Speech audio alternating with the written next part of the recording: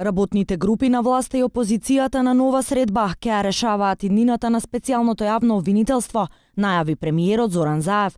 Министерката за правда Рената Десковска, која го предводи преговарачкиот тим на власта, се слушнала со лидерот на преговарачката група на ВМРО-ДПМН, адвокатот Тони Менкиновски, рече Заев, додавајќи дека очекува напредок во преговорите за конечно да биде постигнат договор со опозицијата. Утре ќе се одржи следната средба, ме извести министерката дека се слушнала со лидерот на преговарачката група од најголемата опозициона партија. Утре веќе ќе остварат средба. Верувам дека на таа средба ќе се потврди тоа што го испративме како пораки јас и господинот Мицковски, што според мене представува исчекор кон постигнување на решение за едно од најсуштествените различности кои што постоја претходно. Премиерот потсети дека роковите газат и порача дека деновите до затворање на извештајот на Европската комисија се избројани. Тоа за мене представува надеж дека можеме уште малку да се потрудиме двете страни и да дојдеме до договор.